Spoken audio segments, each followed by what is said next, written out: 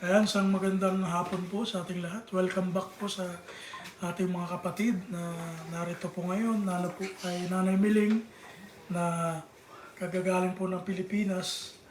Salamat sa Panginoon at muli pinagsama-sama po tayo. Nakita-kita po tayong ligtas at walang mga sakit, karamdaman. At isa po itong pagpapala sa ating Panginoon. At sa mga nanonood po sa ating online, salamat sa Panginoon at dumarami po ang ating views. Dumarami po araw-araw, marami po akong ina-add na mga kino-confirm na mga friend request sa Facebook. Salamat sa Panginoon at nagiging matagumpay po itong ating gawain na katulad nito.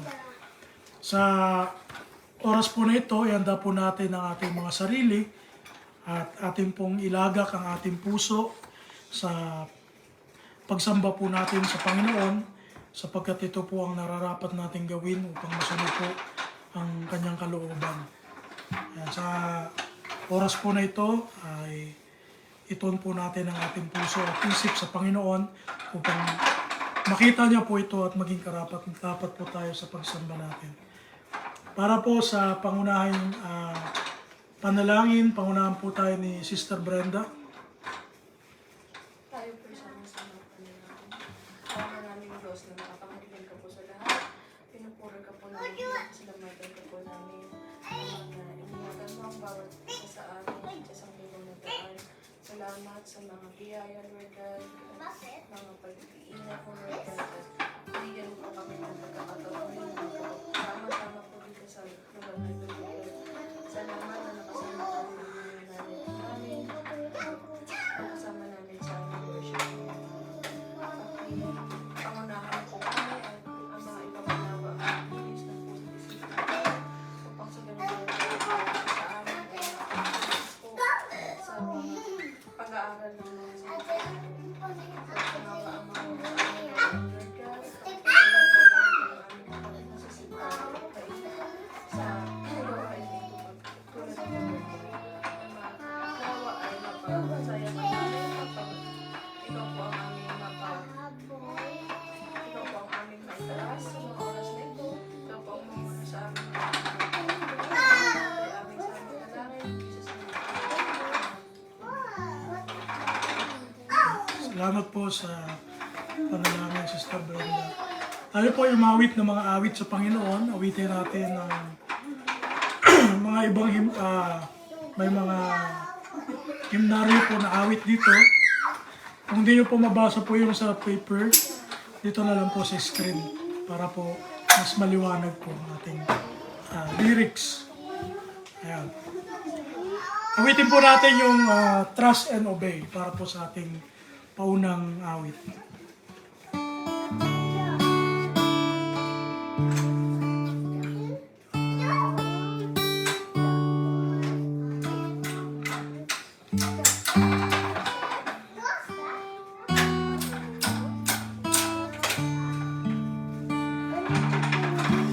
When we walk with the Lord in the light of His word, what a glory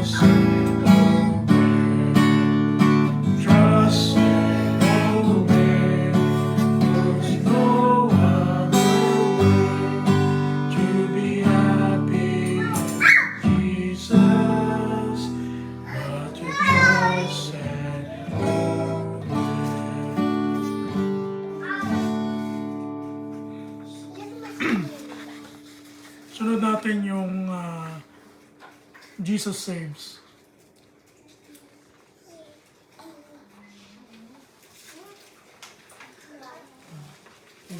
Maganda.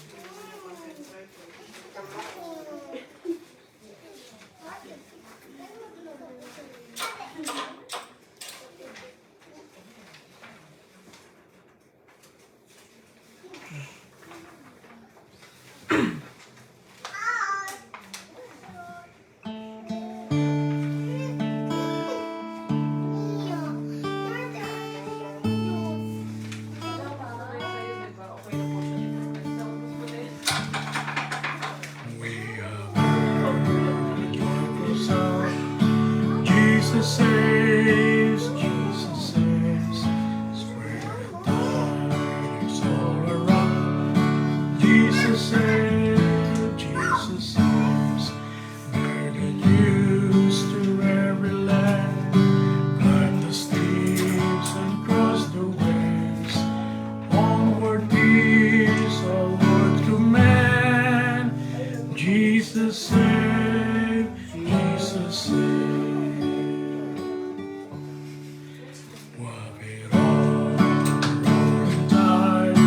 Jesus saves, Jesus saves. Built to sailors far and wide. Jesus saves, Jesus saves. Singing lands of the sea. Echo back to the ocean gates. There shall be a jubilee. Jesus saves, Jesus saves. Sing about the battle strife. Jesus saves, Jesus saves. By his hand and his life. Jesus saves, Jesus saves. Sing it softly through the gloom. When the heart for mercy prays. Sing in triumph o'er the tomb. Jesus saves, Jesus saves. Give the wings a mighty voice. Jesus saves, Jesus saves. Let the nations now rejoice. Jesus saves, Jesus saves. Shout salvation full and free. Highest hills and deepest caves. This our song of victory. Jesus saves, Jesus saves.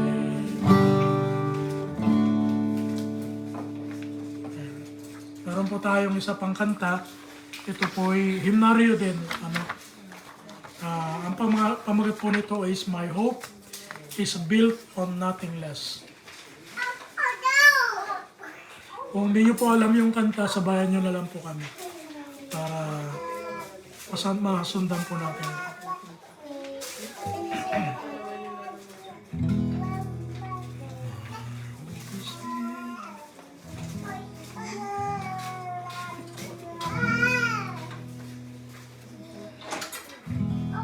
Ayan, tingnan nyo na lang po yung dito sa sa screen. Tingnan po natin yung lyrics para masabayan po natin.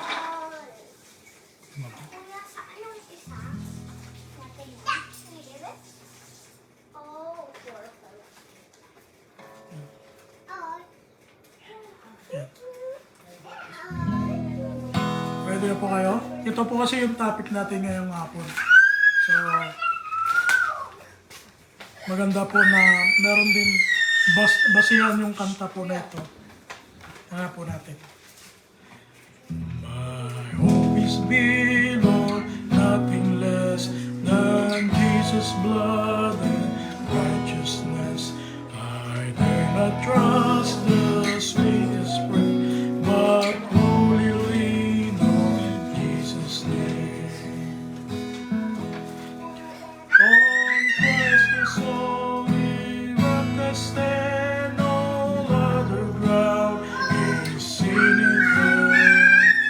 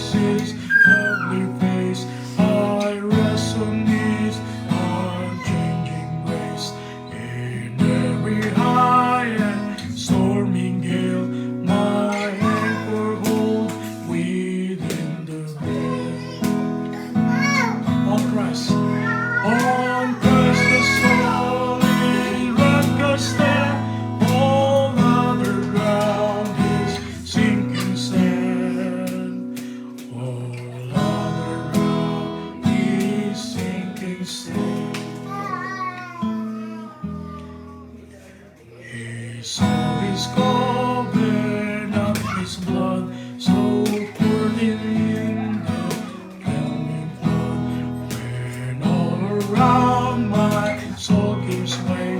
Hidden is all my hope and stay. On Christ the solely rock I stand. All other ground is sinking sand. All other ground is sinking sand. Last stanza po. When you shall come with trumpet sound, oh may I then in him be found, dressed in his righteousness alone, faultless to stand before the throne. Chorus po.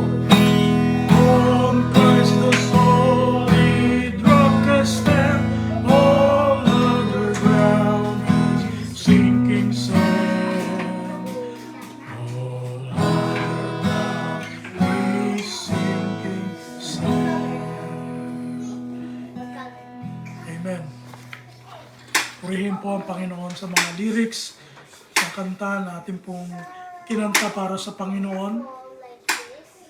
Alam niyo po, mas magaganda yung mga lumang kanta, tutusin mo. Talagang biblical po yung mga lyrics, mga pagkukompose po ng mga naunang mga Kristiyano na nag-compose po nitong mga awit. Kaya salamat sa Panginoon at hanggang ngayon natin na naaawit po natin sa panahon natin ngayon. Ayan, dako po tayo sa pinakamahalagang parte ng ating pagsamba. Ito po ay ang pakikinig ng salita ng Panginoon.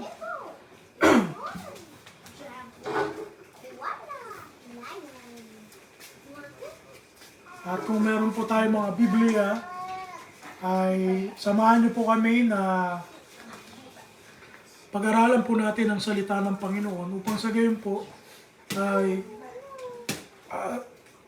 lalo po tayong matagdagan sa ating kaalaman.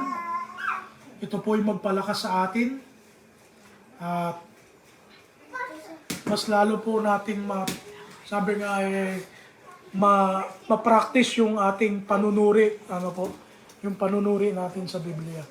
Ang pamagat po ng ating message ngayong hapon po na ito ay patungkol po sa pagtitiwala at pag-asa natin sa Panginoon. At ang pamagat po nito ay leaning on Christ. Leaning on Christ. Ano po ba sa Tagalog yung leaning? O sandal. O pag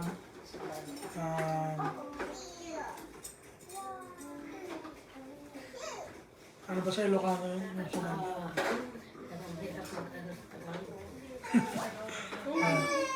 Yan po ibig sabihin, sumandal o umilig.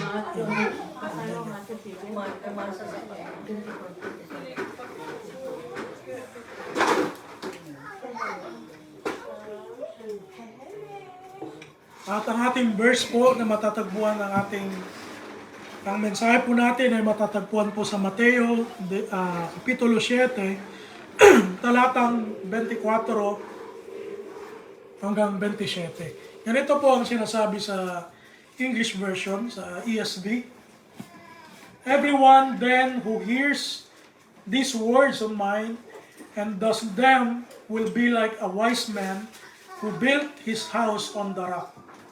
And the rain fell, and the floods came, and the winds blew and beat on that house, but it did not fall because it had been founded on the rock. And everyone who hears these words of mine and doesn't do them will be like a foolish man who built his house on the sand.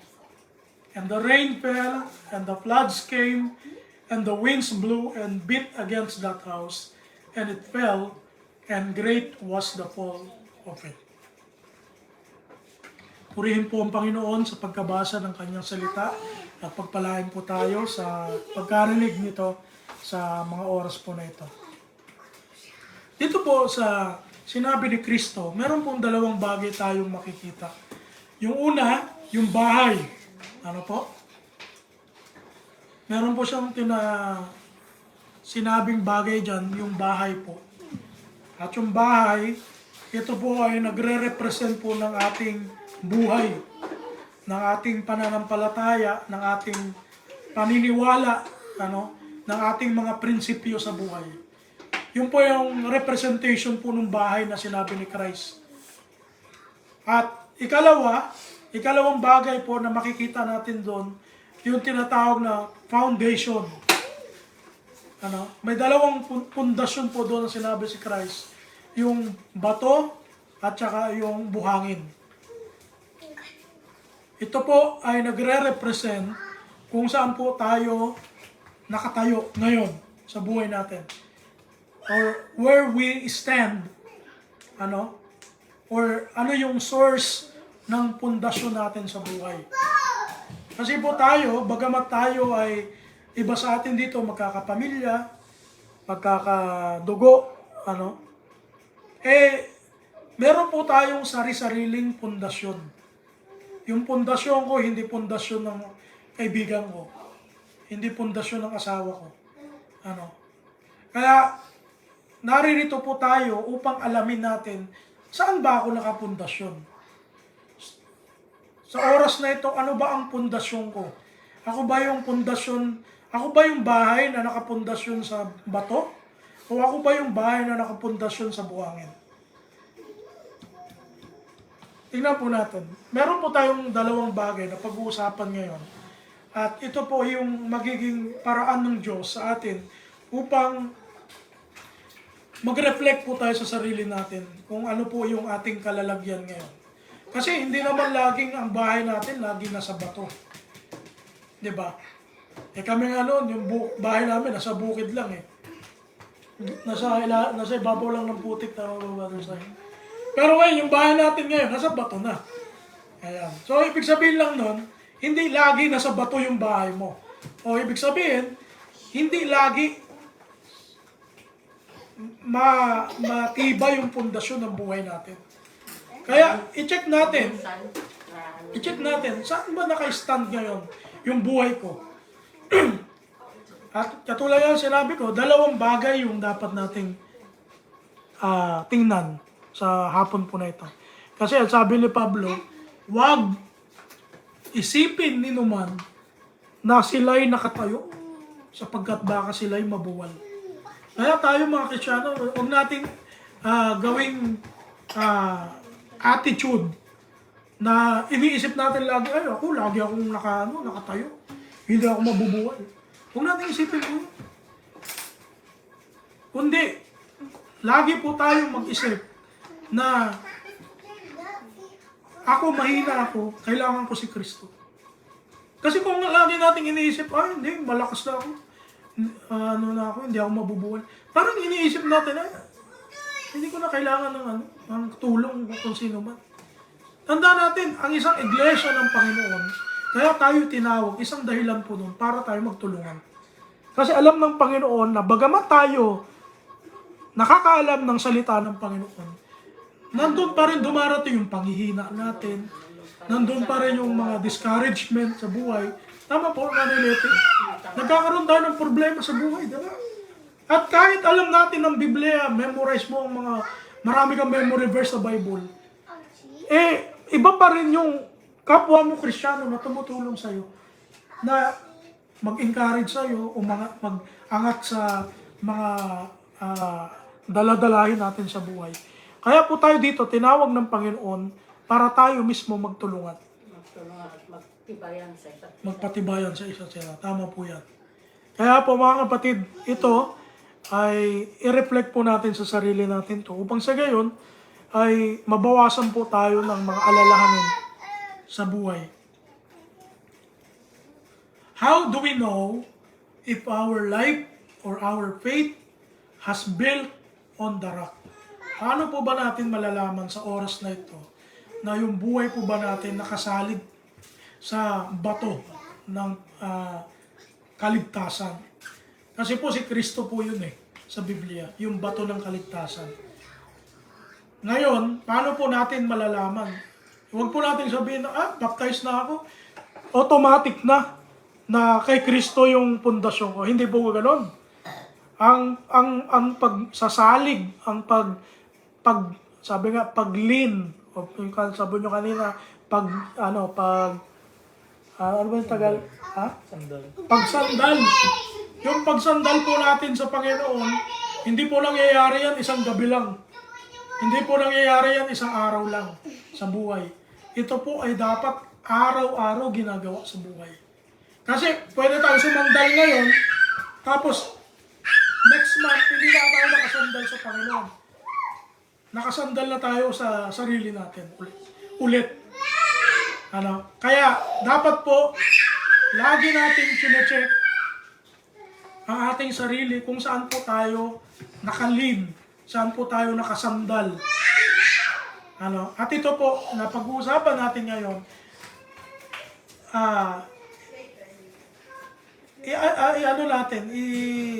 i-assess natin yung sarili natin. Saan ba ako ngayon nakasandal? Sa sarili ko ba? O sa Panginoon? O sa ibang tao? Tingnan natin. Number one question. May dalawa lang tayong question eh. The first question is Christ center of my life? Si Kristo ba ngayon ang sentro ng buhay ko? Kayo lang po makakasagot niyan. Hindi ko kayang sagutin yun para sa inyo. Kaya, kung may sagot po kayo sa sarili nyo, alam nyo po yan. Alam po natin yan. Si Kristo ba ang sentro sa buhay ko ngayon? Ngayon, paano natin malalaman yan? May mga subtopic na dito. Una, am I learning from Christ's teaching? Ako ba ay natututo sa mga utos ng Panginoon? Sa mga turo ni Kristo? Meron ba akong natututunan? Tanungin niyo po natin yung sarili natin. Am I learning from Christ's teaching? Bakit? Bakit po mahalaga na matuto po tayo ng mga turo ni Kristo? Bakit po mahalaga po yun? Sapagkat yan ang magdadala sa atin sa buhay na darating. Kailangan Tama po yun. ng ating Panginoon. Tandaan po natin sa Mateo 28:20, ang sabi doon, may isa pong utos ang Panginoon na ibinigay sa atin, sa mga tao, bago po siya bumalik sa langit. Ang sabi niya sa mga alagad niya na nandoon, na nanunood sa kanya, di ba? Paakyat na sa langit. Ang sabi niya, na ituro nyo sa kanila na gawin ang lahat ng aral na itinuro ko sa inyo. At ako'y sa inyo hanggang sa kahuli-hulihan ng katapusan ng daigdig. To the ends of the earth, ang sabi noon. Ang problema po kasi ngayon, ang mga ibang tao, maraming tao ngayon, ang gusto lang sundin, yung gusto lang nilang gawin. Namimili po ng susundin. Sa church, ganun po, marami pong mga kapatiran po ngayon sa iglesia ng Panginoon na kapag nasasaktan sila doon sa turo ng Panginoon, ayaw na nilang sundin. Gusto lang nilang sundin yung maganda sa tenga nila, di ba? Hindi pwede po. Naalala ko tuloy, minsan sabi nila, nagpaparinig naman tong pastor.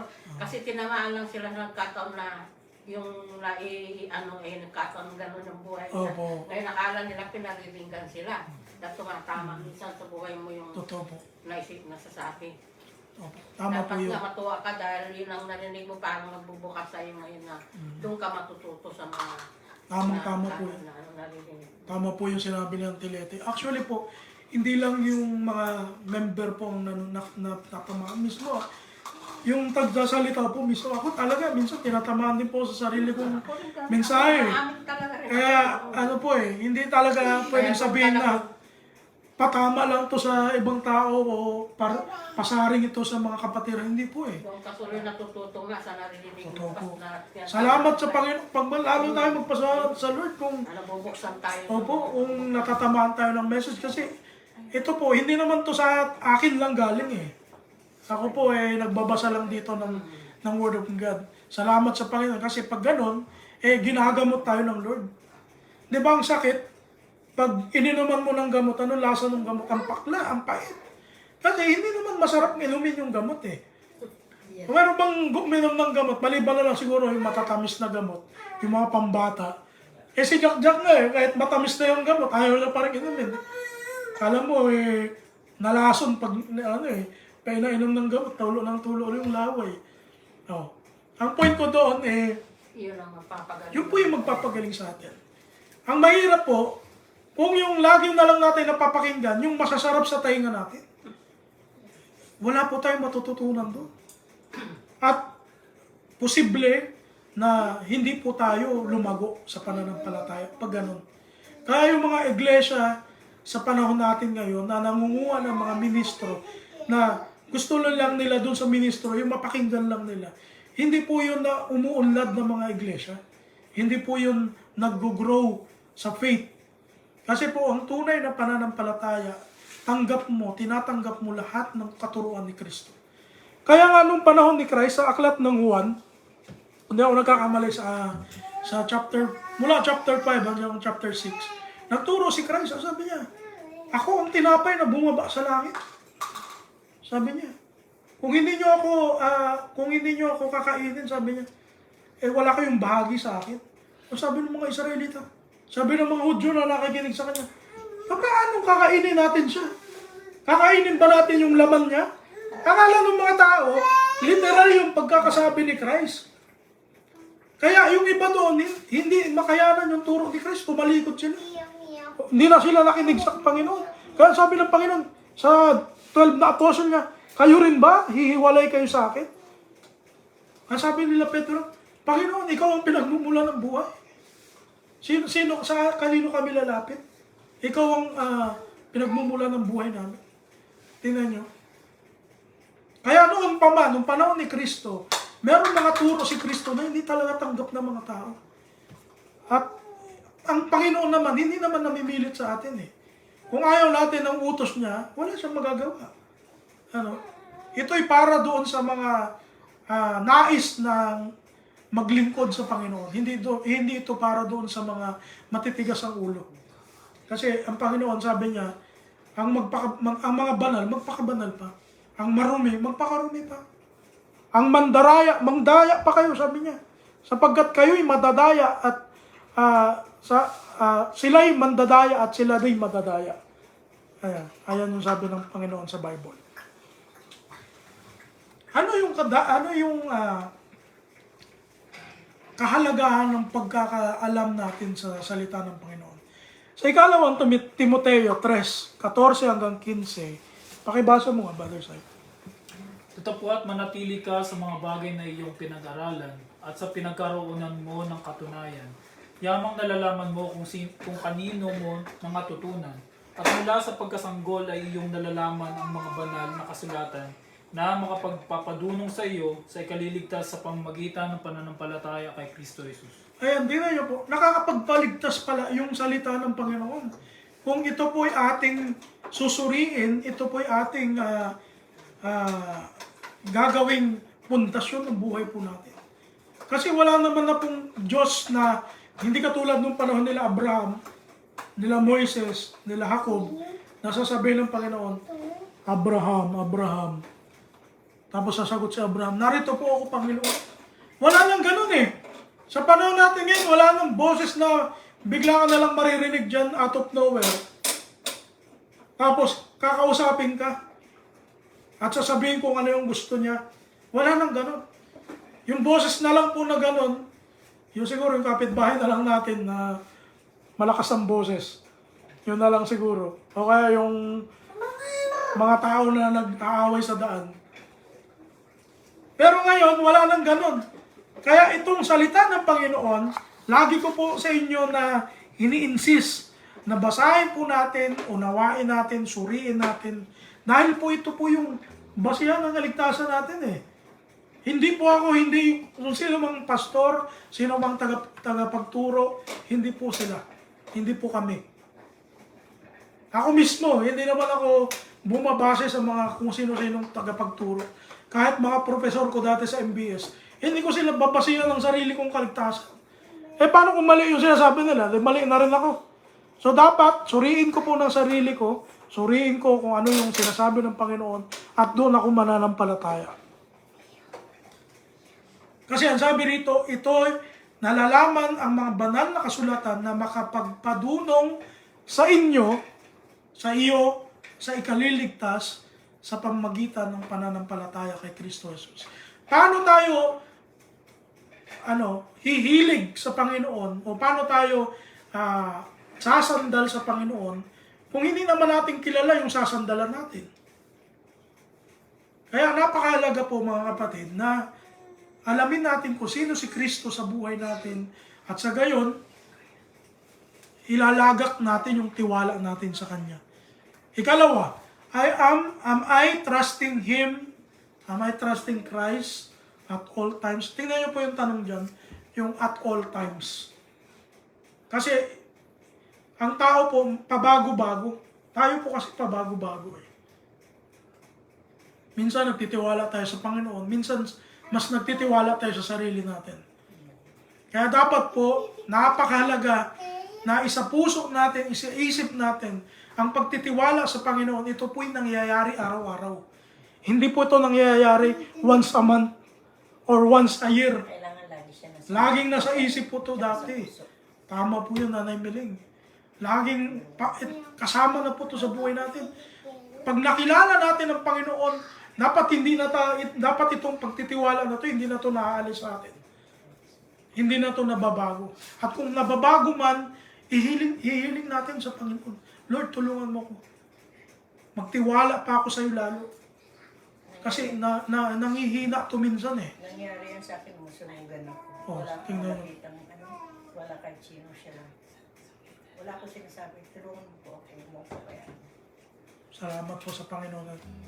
Nakita po naman natin yung kilos ng Panginoon sa buhay nyo na nandito pa rin po kayo, wala po kayong sakit. Ayan, salamat po na naging maayos po yung inyong kalagayan doon. Pinag-pray naman talaga rin po namin kayo doon. Na, Kaya lagi ako may tulungan niyo po. opo. Ayan, isang mga patunay po. Kayo mismo makakapatunay po sa sarili natin kung paano tayo iningatan ng Panginoon sa mga edad po natin ngayon. Iba-iba tayo ng edad ngayon. Pero sa loob ng taon na yon, ilang beses tayo iningatan, pinroteksyonan ng Panginoon. Ilang beses tayo na nagkaroon tayo ng dilema sa buhay natin na nung hiniling natin sa Panginoon yung tulong niya, hindi tayo pinabayaan ng Lord. Kasi ang bawat lumalapit sa Panginoon, hindi napapahiya eh. Hindi napapahiya. Wala ko sinasabi ng kaya ko po ito. Huwag niyo lang po akong pabayaan. Nangyari. Wala ko asawa, wala ko pwede. Mga anak na nandun sa kulot. Siya lang. Alam niyo po, na kami rin po na natutuwa nung nalaman po namin na ayos na po kayo doon, na inayos po yung bahay niyo. Talagang nagpapasalamat din po kami sa Panginoon din. At yun nga po, may mga... Maraming pong tumulong sa akin. Tulog yung bahay, wala ako eh. Opo. Maraming tumulong lahat ng kapitbahay. Nakita nga namin sa video, Roy. Opo. Salamat sa Panginoon. Alam niyo po, merong mga talagang problema tayo sa buhay na... Kumbaga, ito yung problema. May mga extra problema pa na minsan hindi natin na nakikita na darating sa buhay natin. Pero dumarating. Alam niyo kung bakit gano'n? Kasi nakikita ng Panginoon yung pananampalataya natin. Pagsubok sa iyo. Ang sabi ng Biblia, hindi tayo susubukin maliban doon sa kakayanan natin. Ano? Kaya tayo nagkakaroon ng problema sa panahon natin ngayon. Paano man yung problema natin. Base po yan doon sa kakayanan natin. Kasi nakikita ng Lord yung faith natin kung gaano kalaki. Doon tayo niya itetest. At pag napasa natin yung test na yon, lalo tayong ibe-bless ng Lord. Lalo niya tayong pagpapalain. Hindi man sa material na bagay. Pagkos sa pananampalataya natin, lalong titibay yun. At lalo, ito katulad ni Nanay Miling ngayon na sinasabi niya ngayon yung nangyari sa kanya. Ganun din tayo, di ba? Ang masaya sa pakaramdam yung ganun eh. Yung na-experience mo yung providence ng Panginoon sa buhay natin. It's not necessarily material things sa buhay. Bagkus yung yung presensya ng Panginoon sa buhay natin na experience natin, napakasarap yun sa buhay. Lalo na dito sa mundo ngayon na napakagulo. Yung ma-experience natin yung kabutihan ng Panginoon, yung pag-ibig ng Lord, na minsan hindi na natin alam kung anong solusyon sa problema natin. Basta tandaan natin, let us lean as always and trust the Lord sa buhay natin. Every day, at all times. Kahit maliit man na bagay yan, malaking bagay yan, future things na ba yan, or present things, ibigay natin sa Panginoon, isuko natin sa Lord. Isurrender natin yan sa Panginoon. And He will do the rest. Number 3, am I living according to what I already knew from the Scriptures? Ako ba ay sinusunod ko ba o isinasa buhay ko ba yung mga alam ko na sa Bible? Kasi yung isinasa buhay natin, yun lang naman yung alam natin eh. So the more na may alam ka sa Bible, mas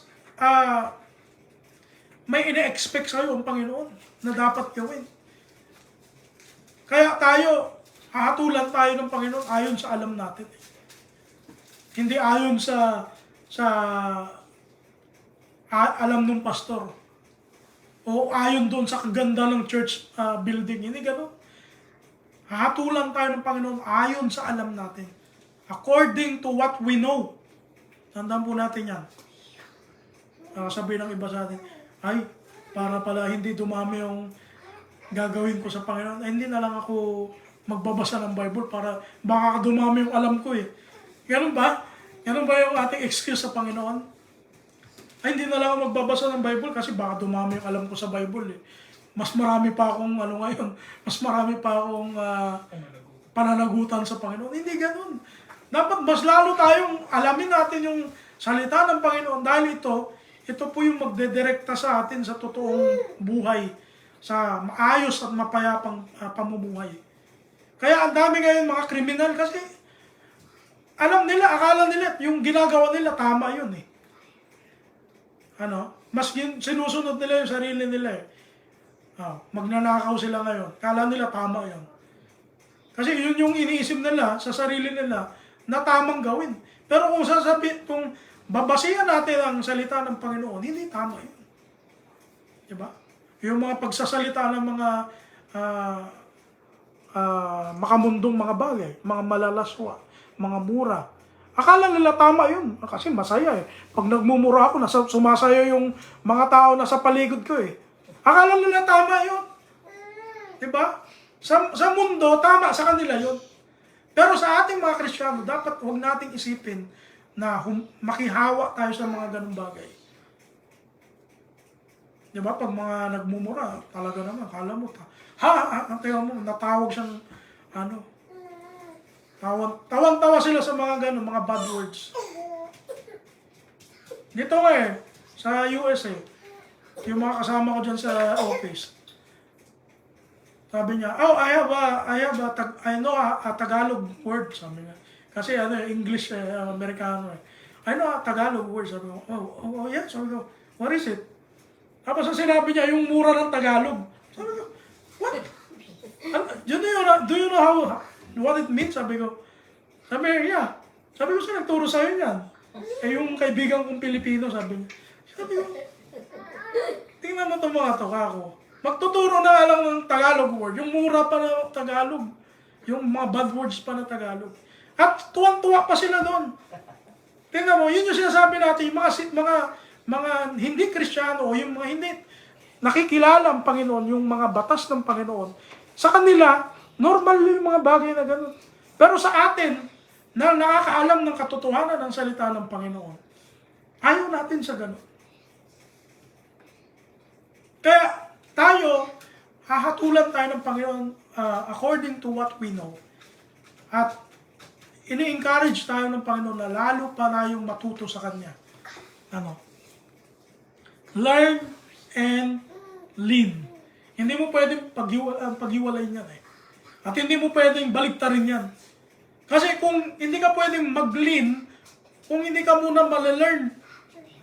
Naintindihan po natin? Kaya matuto ko muna bago ka sumandal. Tama. Eh tayo, halimbawa, yung mga anak, di ba, yung mga malilit na bata ngayon dito, sumasandal sila sa magulang nila kasi alam nilang magulang nila yun eh. Pero katulad ni Ezekiel kanina, hawak ni Auntie Malu, tinignan tuloy siya ni Ezekiel, sino ba to? Mami ko ba to? Sabi niya. Oh, di ba ano siya, naiilang siya. Ganon din tayo. Pag hindi natin kilala yung sinasandalan natin, hindi tayo makasandal ng maigi, di ba? Hindi natin may bigay yung buong sandal na, hindi natin may bigay yung sarili natin na isandal doon. Kasi hindi natin siya kilala eh. Kung ang Panginoon hindi rin natin kilala, paano natin isasandal yung sarili natin ng buong buo kung hindi naman natin kilala yung sinasandalan natin?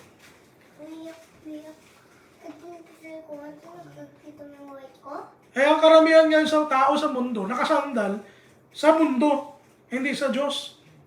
Kasi mas kilala nila yung mundo kaysa sa Diyos eh. Alam nila yung mga patakaran dito sa mundo kaysa sa Diyos. Pero tayo mga Kristiyano, dapat mas lalo tayo sumandal sa Panginoon. Kasi wala po tayong patutunguhan kung tayo sasandal dito sa mundong ito. Dahil itong sasandalan natin na ito, matatapos po ito soon. Pero ang Panginoon, walang hanggan siya na pwede nating sandalan. Learn and lean. Kasi bakit po? Kung hindi po tayo sasandal, kung lagi lang tayong nakikinig, lagi lang tayong nagbabasa, pero hindi naman natin isinasagawa. Kasi yung salitang sandal, action word yan eh. May ginawa ka, kaya nga sumandal ka eh. Ano ba itong upuan? Sinandalan ko. May ginawa ba ako? Wala. May ginawa ako, sinandal ko yung likod ko eh. Leaning is an action word. Same as trusting the Lord. Pag sinabi mong trust, action po yun. Hindi yun salita. Hindi lang yun prinsipyo. Hindi lang yun buwang bibig. Ito po'y ginagawa natin. At dapat nakikita sa buhay natin yung pagtitiwala natin sa Lord. Bakit? Ang sabi ni Pablo kay Timoteo, ikalawang Timoteo 3:7, may mga tao kasi ganito eh. Ang sabi nito, na laging nagsisipag-aral at kailan paman ay hindi nakakarating sa pagkakaalam o sa pagkaalam ng katotohanan. Ito po yung mga tao na basa ng Bible, attend ng worship service, attend ng devotion, kung ano-ano mga fellowship sa church. Ang hiling pa manood ng mga message, mga sermon sa online. Pero walang natututunan. Ito yung sasabi dito ni Paul. Nasabi niya, laging nagsisipag-aral. Imagine this. Hindi lang to nagbabasa. Nag-aaral talaga to. Nag-aaral talaga. There are digging deeper on God's Word. Pero sabi ni Paul, at kailan paman ay hindi nakararating sa pagkaalam ng katotohanan. Alam niyo po, mas maigi pa yung hindi nagbabasa ng Bible sa ganitong mga tao eh. Kasi yung mga hindi nagbabasa ng Bible, wala silang alam sa Bible. Pero kung tayo mismo, nagbabasa tayo ng Bible, nababasa natin word by word, pero hindi tayo dumarating doon sa katotohanan ng salita ng Panginoon, hindi po kikilos ang Panginoon sa atin. Hindi po kikilos. Kasi kahit binabasa mo, hindi mo naman ginagawa yung tama. Wala eh. Totoo po. Wala din po epekto yun. Para lang tayong naging estudyante na nagbasa ng academic book. Pagkatapos lumabas sa eskwela, wala na rin yung natutunan.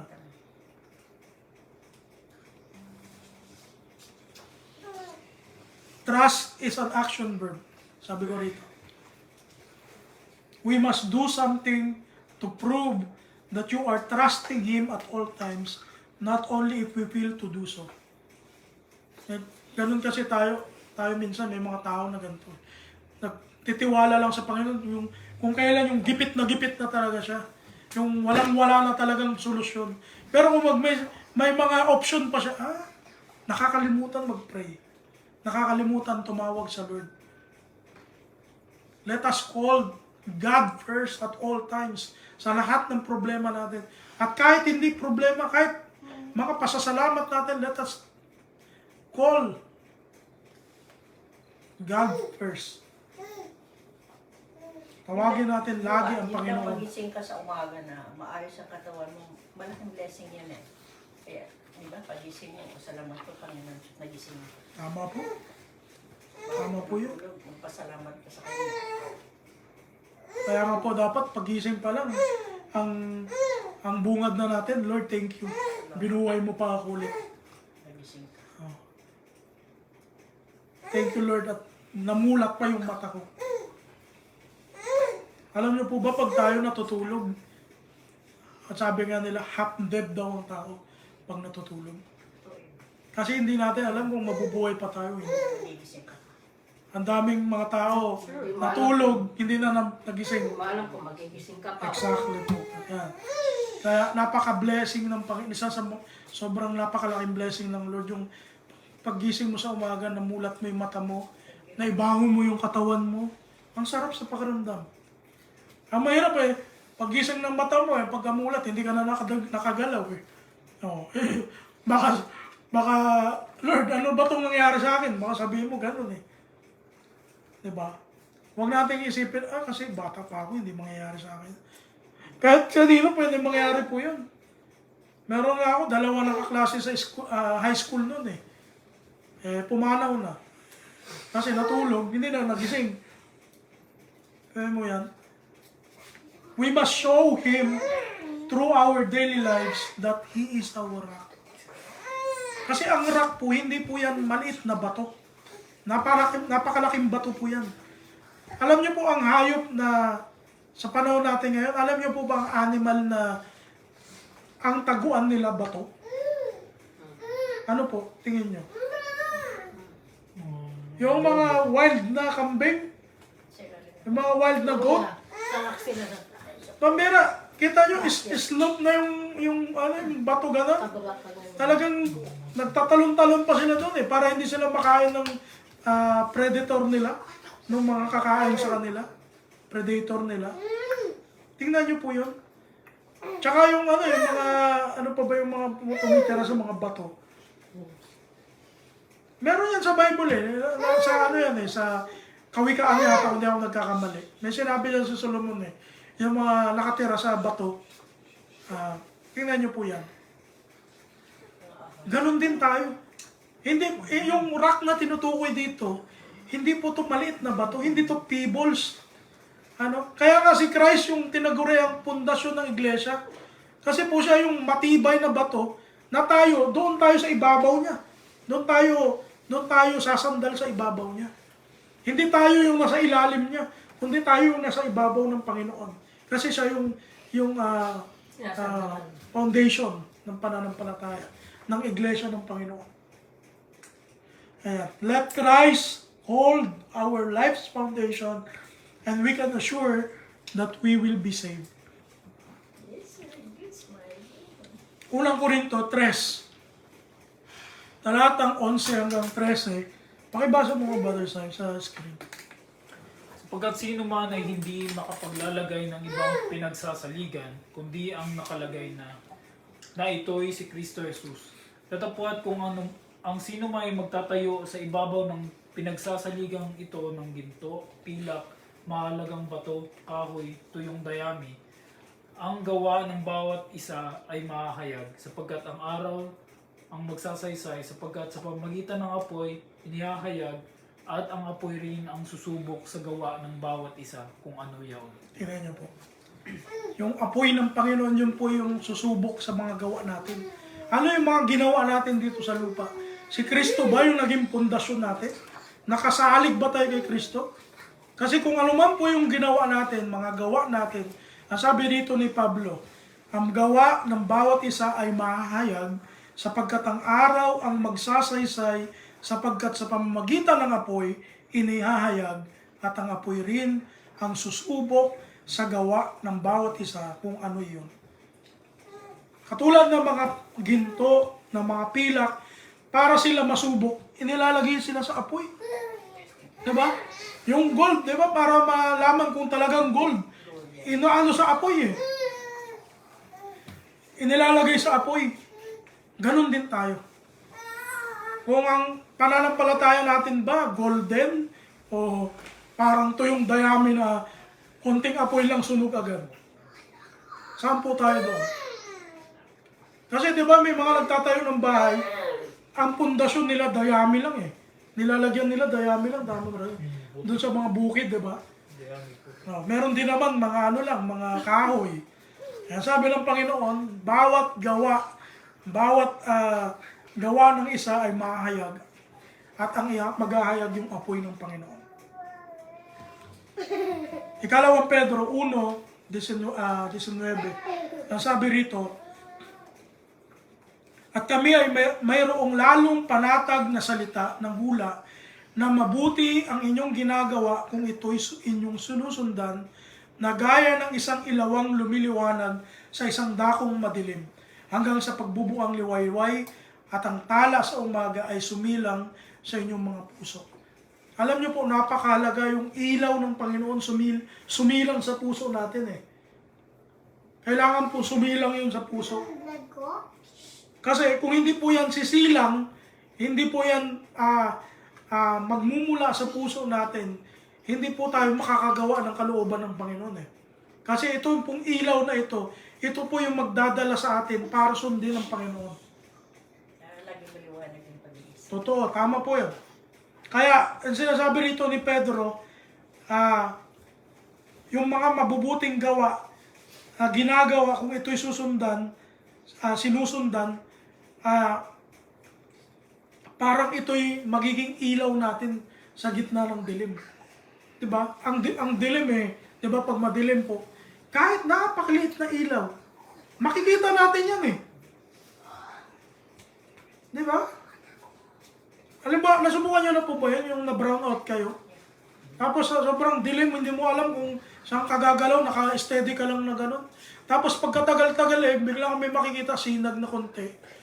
Alam ko na yun, yung bintana namin yun. Di ba? Mapo-point out mo yun yung namin, yung kubeta namin. Kasi na-memorize mo yung lugar. Pero pag yung biglang nagdilim, hindi mo alam kung may maapakan ka ba dyan o ano. Hindi mo sure eh. Pero pag biglang may kumunting kislap dyan, alam mo na, yung shilin namin yun. Yun pala, umapoy na yung shilin. So, sabog na pala yung bahay nyo. Ang point natin dito, ito po yun. Bakit mahalaga po yung ilaw na sumilang sa atin, sa puso natin? Bakit po? Kasi dito sa mundong ito, may bumubulag po eh. May bumubulag sa puso ng tao. May bumubulag sa isip ng tao. Basahin po natin.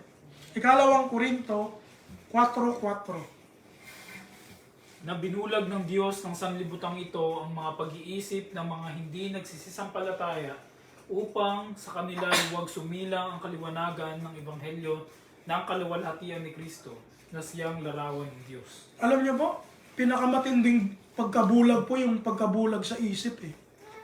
Alam niyo po yung bulag, yung bulag sa mata. Kahit anong liwanag niyan, hindi po sila hindi po sila naaapektuhan eh. Kasi wala na silang makikita talaga, wala nang makikita eh. Pero tingnan niyo po, subukan niyo pumikit. May naaanigan pa kayong ilaw, tama po? Subukan niyo pumikit, may nakikita pa kayong mga may mga gumagalaw-galaw eh.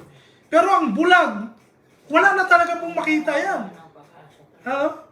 Wala na talagang maaninigan yan. Kaya kahit tutukan mo yan ng spotlight, hindi yan maapektuhan eh. Ito yung sinasabi nito ni Paul, yung mga binulag ni Satanas. Kasi si Satanas po yung tinutukoy dito na Diyos ng sanlibutan. Ito yung mga tao na hindi na sumilang sa kanilang liwanag ng Panginoon. Bakit? Kasi ayaw nilang sundin yung totoo eh.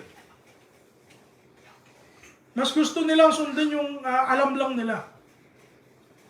Kaya sabi ni Christ, sa 1 chapter 9 verse 39, ang sabi dito ni Christ, At sinabi ni Jesus, sa paghatol ay naparito ako sa sanlibutang ito upang ang mga hindi nakakakita ay mga kakita at ang mga nakakakita ay maging mga bulag. Tingnan niyo po. Ulag sila sa katotohanan.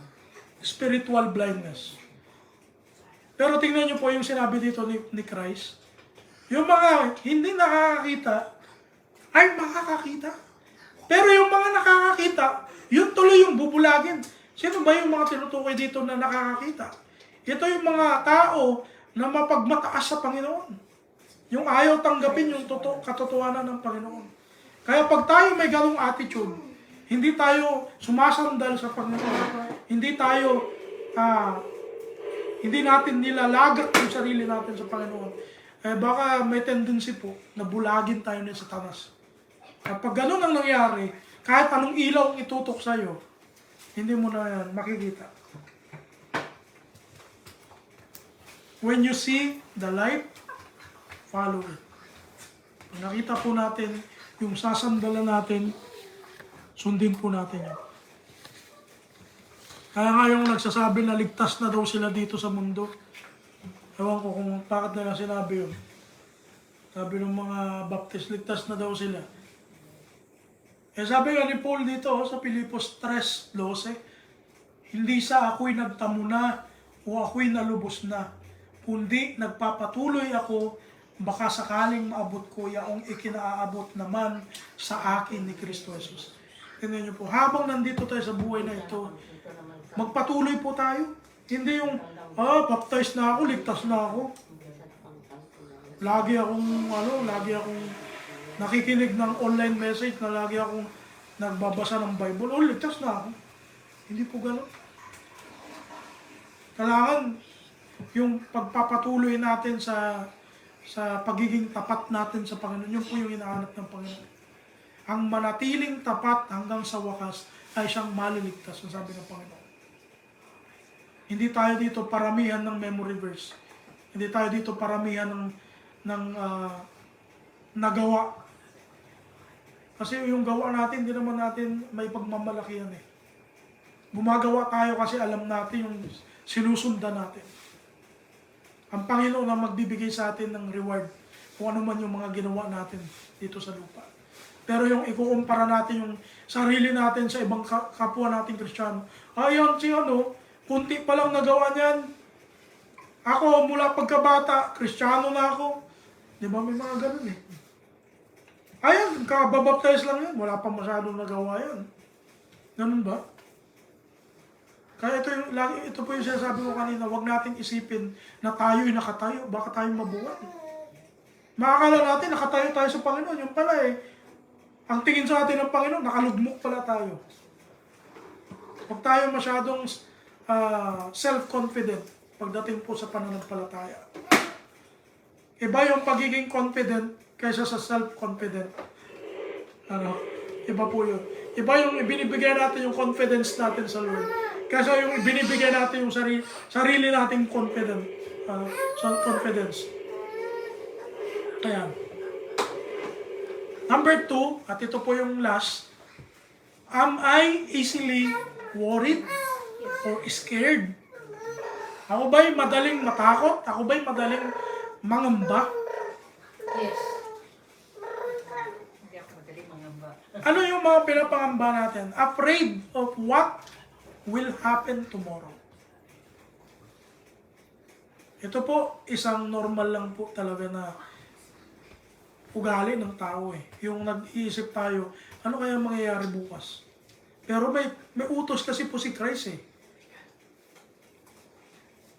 At kaya niya inutos yun dahil alam niya yung nature ng tao. Na tayo mapag-worry tayo. Na tayo advance tayo lagi mag-isip. Kaya itinuro ito ng Panginoon. Mateo 6:31 hanggang 34. Ang sabi rito, kaya huwag kayong mga balisa o mga agsabi, ano ang aming kakanin? O ano ang aming iinumin? O ano ang aming daramtin? Sapagkat ang lahat ng mga bagay na ito ay siyang pinaghahanap ng mga hentil. Yamang talastas ng inyong Ama sa kalangitan na kinakailangan ninyo ang lahat ng mga bagay na ito. Datapwat, hanapin muna ninyo, tingnan niyo po ito. Datapwat, hanapin muna ninyo ang kaharian, ang kanyang kaharian, at ang kanyang katuwiran, at ang lahat ng mga bagay na ito ay pawang idaragdag sa inyo. Ano yung mga bagay na pawang idaragdag sa inyo? Kasi yung mga pilosopo sabi, so ibig sabihin pala, pag hinanap ko yung kaharian ng Diyos, magkakaroon ako ng magarang sasakyan. Magkakaroon ako ng magandang bahay. Hindi po yun yung sinasabi rito. Kaya nga doon sa verse 31, ano ba yung tinutukoy dyan ni Christ? Kakanin, iinumin, daramtin, yun yung tatlong pangangailangan ng tao eh. Hindi dito kailangan yung mga want, yung mga anong tawag dito, desire ng tao. Kasi kung desire lang naman ng tao pag-uusapan, ay napakarami. 'Di ba? Tayo iba-iba, meron tayong iba-ibang desire sa buhay. At yung mga desire na yun, minsan hindi na natin kailangan yun. Iba yung desire sa need. Yung need ng tao, yan yung kailangan natin para mabuhay dito sa mundo. Pero yung desire, kahit wala ka niyan, mabubuhay ka pa rin sa mundo. Kaya ito yung sinasabi rito ni Christ, huwag natin ito ma-misinterpret. Ang sabi rito, datapwat, hanapin muna ninyo ang kanyang kaharian, ang kanyang katuwiran, at ang lahat ng mga bagay na ito ay pawang idaragdag sa inyo. Kaya't huwag ninyong ikabalisa sa araw ng bukas, sapagkat ang araw ng bukas ay mababalisa sa kanyang sarili. Sukat na sa kaarawan ang kanyang kasamaan. Kung masama yung araw na ito, huwag mong isipin na masama din yung mangyayari bukas. Yun yung sinasabi dito ni Christ. Kasi yung tao ngayon, ay, ang sama naman ng araw ko ngayon. Siguro bukas masama pa rin. Huwag tayo maging ganun, ano? Sabi ng Panginoon, sukat na sa kaarawan ang kanyang kasamaan. Yun po yung ibig sabihin. No? Magtiwala tayo sa Panginoon. Kahit mga ibon, di ba? Sabi, ang isang maya na nabibili sa dalawang pera, kung hindi papahintulutan ng aking ama na mahulog siya, hindi nahuhulog. Eh kayo mas higit pa kayo sa 1,000 maya. Hindi niya po yan. Meron na ba kayo nakitang ibon na bigla na lang nahulog sa ere? Wala, diba? O meron na ba kayo nakitang ibon nagtatanim? Tapos nanggagapas ng tanim niya. Wala naman siguro, ano? Eh tayo pa kaya? Na tayo nilikha ayon sa wagis ng Panginoon. Eh ang ibon na bigla na lang lumitaw eh. Nung creation eh. Sabi ng Panginoon, magkaroon ng mga ibon sa impapaw. Naglitawan na lang sila dyan. Magkaroon ng mga isda sa tubig. Nagsibol ng isda sa ilalim ng tubig. Eh ang tao, paano tayo nilikha? Humulma ang Panginoon sa alabok. Hiningahan niya. Lalangin natin ang tao ayon sa ating wangis, sabi ng Panginoon. Tapos tayo, mahilig tayo mag-worry, ano bang kakainin ko bukas? Ano bang magkakasakit ba ako bukas? Huwag po natin Magkakasakit ka. Ayun lang nga po eh. Yung pa nga eh. Minsan nasa... Yung nga na hindi nagtatanim, pinapakain ng Panginoon. Tayo pa kaya na nilalang talaga niya nawari. Opo. Ngayon siguro naiisip nyo, ay alam naman na namin yan, Brother Eps eh. Pero alam nyo po, iba pa rin yung nare-remind tayo eh. Nare-remind talaga tayo. Nare-remind tayo, napapalakas po yung Dahil loob minsan natin. kakalimot tayo eh. Kaya kailangan talaga lagi may magre-remind din sa Kaya lagi po dapat ang unahin natin lapitan ng Panginoon. Sapagkat, nasabi niya nga dito, hindi pa natin sinasabi, palastas na ng Ama na sa langit ang mga kailangan natin. Kung pahiningi, alam na ng Panginoon mga kailangan. Tama po. Kaya po, ang hinihingi sa atin, ang gusto pong makita sa atin ng Panginoon, yung pananampalataya. Kasi ang sabi nga doon sa Hebreo, Kapitulo 11, napaka-imposible na i-please ang Panginoon kung wala tayong pananampalataya. It is impossible to please God without faith, ang sabi doon. Kaya, kahit anong offering mo dyan, magbigay ka man ng napakalaking pera. Diba? Kung wala tayong faith, Wala tayo sa Panginoon. Bali wala yung pagsamba natin. Di ba doon sa Bible, yung may isang pera lang yun, dahil yun ang kinonsider ng Panginoon, pinakamalaking binigay niya. Dahil yun lang ang kaya Tama niya. po. Yung babae na nag-offering, Si Sarita yan. binigay niya yung buong kakayanan niya. Hindi 10%, kundi 100% ng ikabubuhay niya. Ang sabi ng Panginoon, tingnan nyo, sa lahat ng nagbigay, yung babae na yun ang nagbigay ng kabuuang buhay niya. Yun lang ang tanging kaya niya. Po. Anyway, ang sabi dito sa Mateo 10, 28 hanggang 31. Ang sabi dito, at huwag kayong mga takot sa mga nagsisipatay ng katawan, dapat datapwat hindi nakakapatay sa kaluluwa, kundi bagkos ang katakutan nyo'y yaong makapupuksa sa kaluluwa at sa katawan sa impyerno. Hindi baga ipinagbibili ng isang beles? Ito yung sinasabi ko. Hindi baga ipinagbibili ng isang beles ang dalawang maya? At kahit isa sa kanila hindi mahuhulog sa lupa, kung hindi pahintulot ng inyong ama. Datapwat maging ang mga buhok ng inyong ulo ay pawang bilang na lahat. Ano yung Wag beles? po. Beles. Yun po yung pera po nila noon sa Israel. Ang sabi rito, huwag na kayong mga takot, kayo'y lalong mahalaga kaysa maraming maya. Tingnan niyo po. Kaya huwag po tayong matakot kung ano man po yung buhay natin dito. Alam ko po yung iba sa atin, mayroon po mga crisis ngayon. Kahit yung mga magulang namin doon sa Pilipinas ngayon, meron po silang mga hinaharap na mga problema, mga krisis sa buhay. Pero po, tayo kasi, kung ang ating buhay nakahilig, nakasandal sa Panginoon, ano man yung problema natin, hindi tayo magigiba eh. Hindi tayo magigiba kahit anong bagyo dumating. Kasi nakapundasyon tayo sa bato. Kaya ang sabi doon ni Christ, ang sino mang dumirinig ng aking salita at gumagawa nito, ay para siyang isang bahay na nakatayo sa ibabaw ng bato.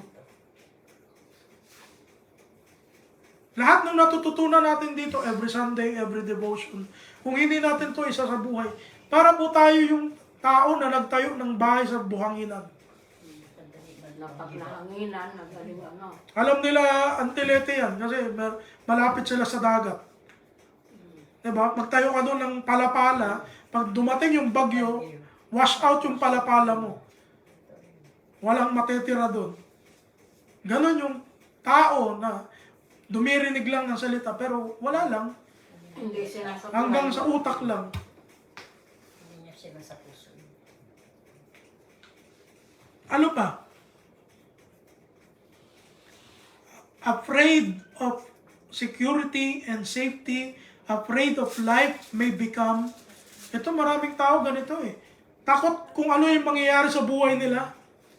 O hindi man sila takot sa problema. Hindi man sila takot sa kakainin nila. Pero takot sila kung ano mangyayari sa buhay nila.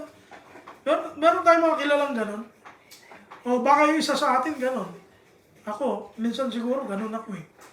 Yung takot ako kung ano yung mangyayari sa buhay ko after 10 years, after 5 years. Noon, ganon ako. Nung hindi ko pa masyadong kilala ang Panginoon. Takot ako. Iniisip ko lagi, ano kaya buhay ko pagkatapos ng 10 taon? Ano kaya mangyayari sa akin pagkatapos ko mag-retire sa military? Yun dati yung ano ko eh. Yun yung mindset ko noon. Ako hindi, brother. Pinaubaya ko sa kanya. Bahala ka na po kung anong mangyayari sa akin sa mga ganong pagkakataon. Basta hawakan niyo lang ako. Dapat po ganun. Dapat po ganun ang ating mindset. Lalo na po kung tayo po ay Kasi mas lumalalim sa Panginoon, sa pananampalataya natin. Dapat po huwag na nating isipin yung mga ganun na yung iba kasi masyadong focus sa mga long-term plan eh. Diba? May mga marami akong kaibigan ganun eh. 5 years from now, dapat may na ako, may mayaman na siya. 3 na 5 na yung anak ko. Meron na kaming house and lot. Meron silang mga Tapos, Pagbayad Bayad lang ng utang tapos na. Exactly. Hindi natin alam Yung bahay, 1 year from now wala na tayo. bedridden na pala tayo. Oh. 'Di ba? Hindi natin alam yung araw ng bukas, kaya dapat pinaka dapat gawin sa atin mga Kristiyano. Ibigay natin 'to sa Panginoon. Bahala ang Panginoon. Lord, kung kalooban mo, yun yung dapat maging buong bibig natin, yung kalooban ng Panginoon. Lord, kung luluubin mo, 'di ba sabi ni Santiago, huwag kayong magmayabang sa araw ng bukas. Sapagkat hindi nyo alam kung anong mangyayari sa araw na yun.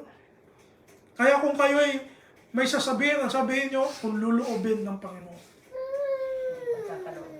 Dahil hindi mo alam ang mangyayari sa araw ng bukas. Exactly. Kaya yung mga tao po na may tayo, kung mayroon pa rin tayong takot, ibigay natin sa Panginoon. Yung fear, isang emotion po yan ng tao eh. Pero ang fear na emotion, nagiging kasalanan yan sa Panginoon kapag lalo nating inaalagaan. Huwag nating isipin, nature lang naman ng tao yan, matakot. Nature nga ng tao yun, matakot, pero ang nagiging kasalanan po ito kapag tayo inaalagaan natin yung takot na yun. Kung matatakot man tayo, matakot tayo sa Panginoon. Huwag tayo matakot kung kani-kanino, kung ano-ano pa man. Yun po yung nais ng Diyos.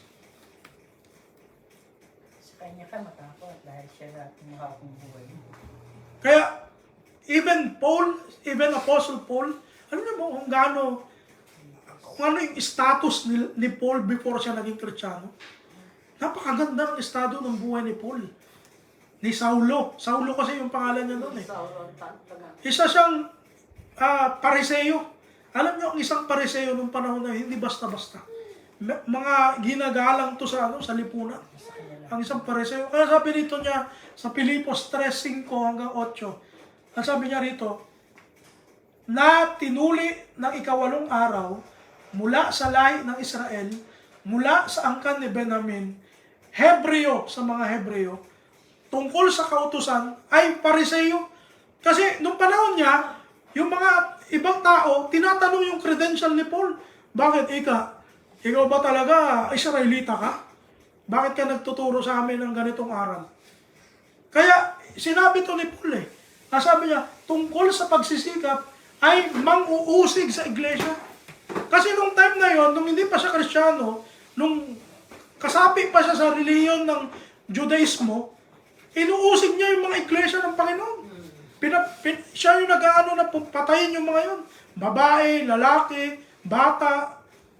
To the point na pati si Esteban, siya yung nag-authorize na batuhin si Stephen. Namatay yata doon si Stephen. Totoo po. Pinagbabato siya ng mga... Pinagbabato siya doon.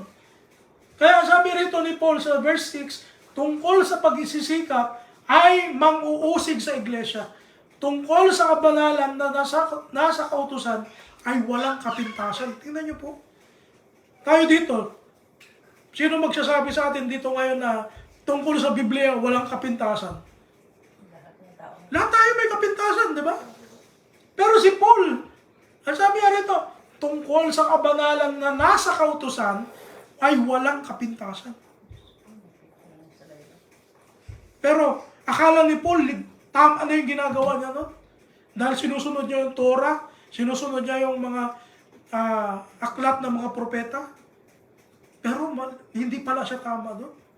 Nung nagpakita sa kanya ang Panginoon sa daan patungo sa Damasco, doon niya nakilala ang Panginoon.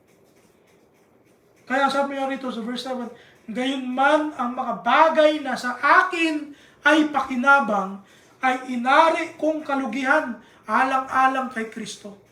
Ano yung mga bagay na akala natin may pakinabang tayo dito sa lupa? Kung iniisip natin na itong mga bagay na ito mas importante kaysa sa pagsunod natin sa Panginoon, ibig lang sabihin po nun, hindi pa natin ganun kalalim ang Panginoon. Kasi the more na nakikilala natin ang Panginoon, itong mga bagay na ito, nagiging bulok to sa atin. Nagiging basura to sa atin. Itong mga bagay dito sa lupa na meron tayo. At yun yung isang pagkakakilanlan. pag lalo tayong lumalalim kay Kristo, lalo nating wala na to sa atin itong mga bagay dito sa lupa. Pero ibig bang sabihin nun, na walang halaga na sa atin dito yung mga bagay sa lupa? Ibig bang sabihin nun, hindi na natin iingatan? Hindi naman sa ganun. Iingatan natin yan. Stewardship yan eh. Steward tayo ng Panginoon eh. Diba? Huwag natin isipin na porque Kristiyano na tayo, wala nang pakialam. Bahala na yung bahay ko. Magka-mold na dyan. Bahala na kayo dyan. Basta ako, Kristiyano. Ganun ba yun? Hindi ganun yun. Bahala kayo, kahit sira na yung gripo ko. Okay na. Kristiyano na ako eh. Pambira, yung anak mo nilamig-lamig na sa shower. Ganun ba yun? Hindi yun ganun. Ang sinasabi rito ni Paul na inari kong wala ng pakinabang, inari kong kalugihan. Ibig sabihin nun, kasi noon mayaman si Paul eh. May kaya si Paul sa buhay eh. Pero iniwan niya yun dahil sa mission na binigay sa kanya ni Christ. Pero mo, from Pharisee, nag-tahid na lang siya ng tolda. Bira yan. Parang ano to eh, parang isipin mo, professor ka sa school, tapos, naging ano ka na lang, nagtitinda ka na lang ng abaniko. Ano yung abaniko? Yung pamaypay. Parang ganun. Imagine nyo na lang yung ganong setup. Ganun si Paul. Ano sabi niya pa rito sa verse 8? Oo nga, at lahat ng mga bagay ay inari kong kalugihan dahil sa dakilang kagalingan ng pagkakilala kay Kristo Jesus na Panginoon ko. Na alang-alang sa Kanya ay tiniis ko ang kalugihan ng lahat ng mga bagay at inari kong sukal lamang upang amuhin ko si Kristo. Ano yung priority natin mga kapatid sa buhay nito? Ito ba'y magkaroon tayo ng maayos na buhay dito sa lupa? Ito ba'y mabuhay tayo ng hanggang 100 years? Hindi po yun. Ang priority natin sa buhay, tamuhin natin si Kristo. Samuhin ang kaligtasan. Tamuhin natin yung pangako niya. Yun yung sole purpose natin dito sa lupa. Kasi pag namatay na tayo, wala na tayong kakayanan na gawin yung mga bagay na yun. Para saan pa? Di ka na pwedeng magsisi. Di ka na pwedeng gumawa ng ikalulugod sa Panginoon. Kasi wala na eh. Nasa final destination ka na. Papunta ka na dun. Kung gusto mo magsisi, wala na. Hindi ka na makapagsisi. Kaya habang nandito, malakas tayo. O kahit hindi tayo malakas.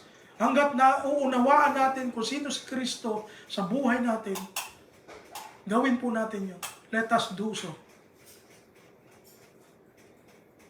Darating ang panahon, yung iba sa atin, nakahigaan na lang sa higaan. Hindi na tayo makakilos, hindi na tayo makagawa ng gusto natin. Kaya habang malakas po tayo, habang meron tayong matino na pag-iisip, matino na pananampalataya, sundin po natin, gawin natin ang kalooban ng Panginoon. Let us desire to please God than to please ourselves or other people in our lives. Matthew chapter 10 verse 33, ang sabi ni Christ, datapwat sino mang sa akin magkaila sa harap ng tao, ay ikakaila ko naman siya sa harap ng aking amang nasa langit. At kung itutuloy natin dito sa verse 38 and 39, ang sabi rito, at ang hindi nagpapasan ng kanyang krus at sumusunod sa akin, ay hindi karapat-dapat sa akin. Ang nakasusumpong na kanyang buhay ay mawawalan nito. At ang mawalan ng buhay dahil sa akin ay makasusumpong niyaon. Huwag nating hanapin yung buhay dito sa mundo. Hanapin po natin yung buhay na kay Kristo. Sumandal po tayo sa Kanya dahil siya po ang maaasahan natin. At yun po yung ating mapagkakatiwalaan. When our hope built on Christ, there is nothing to be afraid of. Kung ang ating pag-asa ay na kay Kristo, wala po tayong dapat ikatakot. Romans chapter 15 verse 4, sabi rito, sapagkat ang anumang mga bagay na isinulat ng una ay nakasulat dahil sa ikatututo natin upang sa pamagitan ng pagtitiis at pag-aliw ng mga kasulatan ay magkaroon tayo ng pag-asa. Ang pag-asa po natin para mas lalong lumaki yung pag-asa natin. Alamin natin yung mga katuruan ni Kristo. Alamin natin yung mga katotohanan ni Kristo. Upang sa gayon, mas tumibay yung pag-asa natin na panghawakan natin sa Kanya. Mga kapatid, sa hapon po na ito, sa mga nanonood online, mag-reflect po tayo dito sa ating message ngayong hapon. O anumang pong oras niyan sa inyo ngayon, umaga, sa Pilipinas. I-reflect po natin to. Ako ba nakasandal sa Panginoon? Ang buhay ko ba ngayon nakasandal sa Panginoon? O nakasandal sa sarili ko? At mayroong dalawang tanong na dapat nating pagmuni-munihin. Si Kristo ba ang sentro ng buhay ko? O ako ba'y madaling matakot sa mga bagay? Ako ba'y madaling panghinaan ng loob? Yun po yung ating tanungin sa sarili natin. At doon natin malalaman kung yung pundasyon ba ng buhay natin ngayon ay nakalaan o nakasalig sa ating Panginoon. Purihin ang Panginoon sa hapon po na ito. At dito po nagtatapos ang mensahe ng Panginoon. At kung meron po tayong mga tanong mamaya, pwede naman po tayo magtanong kahit wala po sa topic natin. Brother Sir, meron ka dadagdag?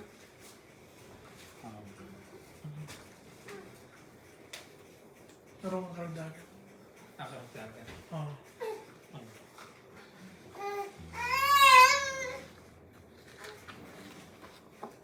Gusto ko lang i-dagdag yung tungkol sa kanina na nabanggit natin yung yung nakikita sa atin ng mga tao sa paligid, diba? Minsan inisip natin na parang kailangan ipiplease natin yung mga tao sa paligid. Sabi ng Bible na kapag nasusumpungan tayo ng sanlibutan na kumbaga natutuwa sila sa atin, hindi tayo sa Diyos eh. Kaya muni-munihin natin yung sarili natin na minsan kapag mahal tayo ng sanlibutan, ibig sabihin nakikisa tayo sa gawain ng sanlibutan. Kasi kakamuhian tayo ng sanlibutan eh, kasi kapag sumusunod talaga tayo sa Panginoon, yun ang sabi ng Panginoon. Kaya huwag po tayo matakot, diba? Kung sakali minsan alam natin na humihiwalay tayo sa mga gawain ng sanlibutan, na pinipilit natin sundin yung kalooban ng Panginoon. Tapos may mga tao na inaayawan tayo, nire-reject tayo. Yung tawag nila sa generation ng ngayon, kinakancel ka ng sanlibutan. Huwag tayo mapanghinaan ng loob. Mas maigi na i-cancel tayo ng mga tao sa paligid ngayon. Pero ang napiplace natin yung Panginoon kasi yung reward, yun ang lagi natin pagtutuunan ng isip natin na someday meron akong reward dahil ginagawa ko ang kalooban ng Panginoon. Huwag tayong matakot na i-reject tayo ng mga tao sa paligid dahil sumusunod tayo sa kalooban ng Diyos. Yun lang. Tama po. Tama yun, ano? I-desire natin sa buhay natin na mas matuwa yung Panginoon sa buhay natin kaysa yung ibang tao. Kasi yung ibang tao po, may tendency na aalis na sa buhay natin eh. Mawawala yan, ihiwalay yan sa bahay natin, di ba? Ihiwalay yan sa buhay natin. Pero ang Panginoon, lagi nag-aantay yan sa langit. Tinitingnan tayo kung ano yung puso natin sa Kanya. Kasi siya nakakaalam ng puso natin, hindi naman ako eh. Ngayon, hindi ko alam kung anong laman ng puso nyo ngayon. Di ba? Sa mga nanonood na online, hindi ko alam kung anong sinasabi ng puso nyo. Pero ang Panginoon, alam niya. Nakakabasa siya ng puso natin.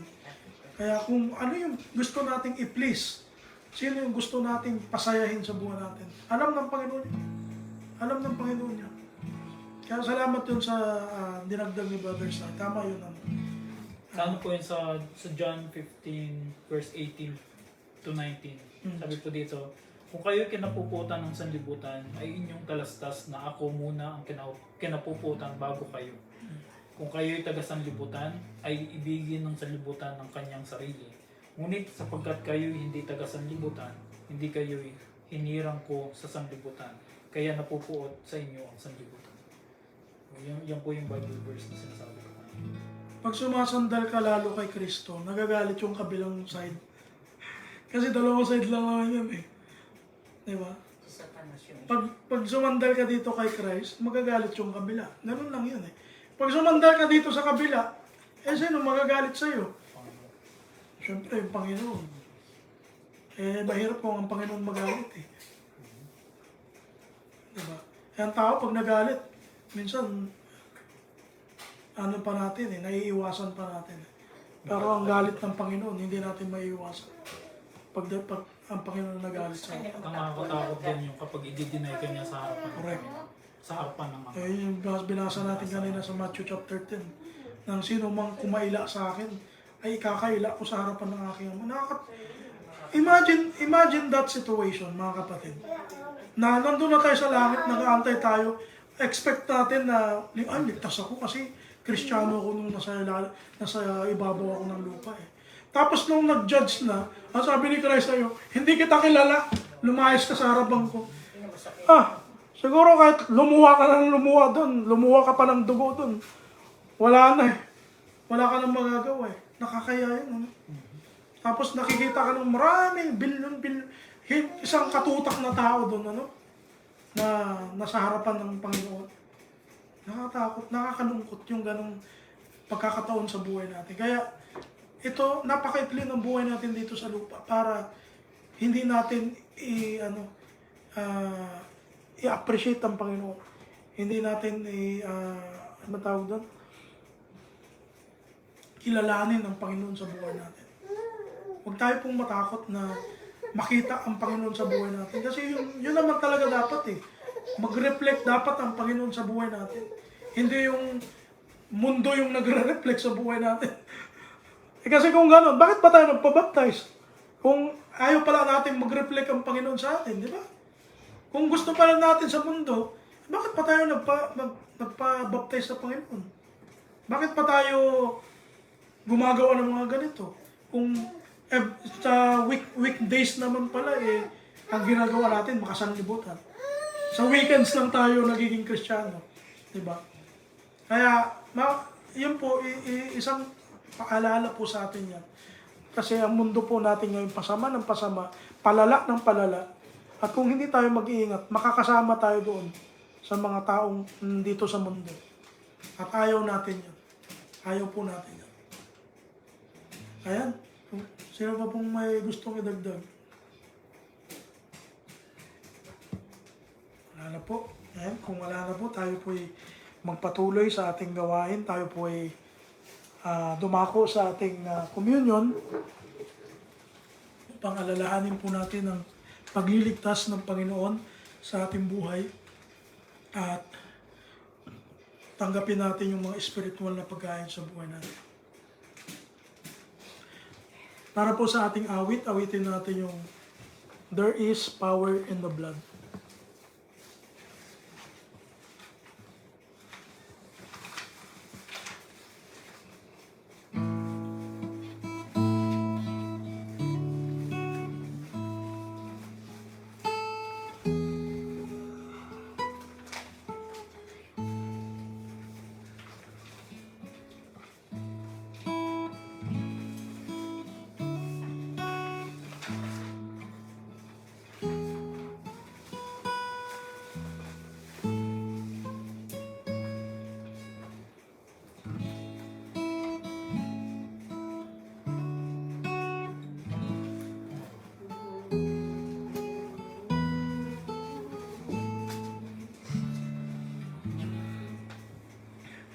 Would you be free from the burden of sin?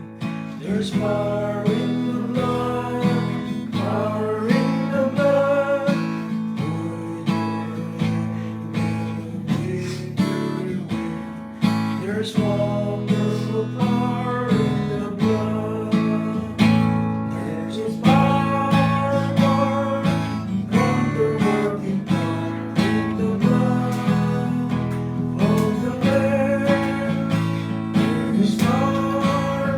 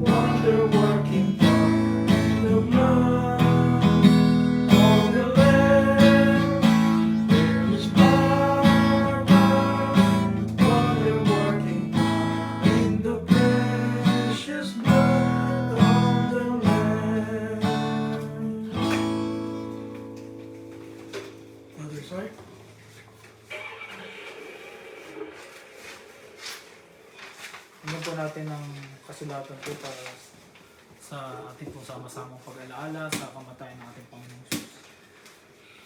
Sabi po dito sa 1 Corinthians chapter 11 verses 23 hanggang sa mga sumusunod. Sapagkat tinanggap ko sa Panginoon ang binibigay ko naman sa inyo, ng Panginoong Jesus ng gabing siya ay pagkanulo ay dumangkot ng tinapay, at nang siya nakapagpasalamat ay kanyang pinagputol-putol at sinabi, ito ay aking katawan na pinagputol-putol dahil sa inyo, gawin ninyo ito sa pag-alaala sa akin. At gayon din naman hinawakan ng saro pagkatapos na nakahapon na sinasabi, ang sarong ito ay siyang bagong tipan sa aking dugo, gawin ninyo ito sa tuwing kayo magsisinom sa pag-alaala sa akin. Sapagkat sa tuwing kanin ninyo ang tinapay na ito at anuman ninyo ang sarong, ay inihahayag ninyo ang pagkamatay ng Panginoon hanggang sa dumating siya. Kaya't ang sino mang kumain ng tinapay o uminom sa saro ng Panginoon na di nararapat ay magkakasala sa katawan at tubig ng Panginoon. Datapwat siya sa atin ng tao ang kanyang sarili at saka kumain ng tinapay at uminom sa saro. Sapagkat ang kumakain at umiinom ay kumakain at umiinom ng hatol sa kanyang sarili kung hindi niya kinikilala ang katawan ng Panginoon. Tayo pong sama-sama lumuko at manalangin. Manaming Diyos na makapangyarihan ka po sa lahat, magpapasalamat po muli kami sa pagkakataong ito na binigay mo sa amin upang sama-sama kami makapag-aral ng iyong mga salita at matuto muli ng iyong mga katotohanan. Salamat sa iyo ng marami sapagkat niloob mo, Panginoon, na makasama namin ang aming mga kapatid sa hapong ito. Sila Nanay Miling, galing pong Pilipinas, sila Nanay Malo, Nanay Leyte. Salamat po, Panginoon, na muli nakapiling namin sila sa ganitong gawain.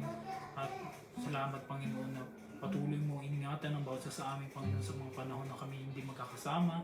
At salamat, Panginoon, dahil hindi naging hadlang yung mga sitwasyon sa mga buhay.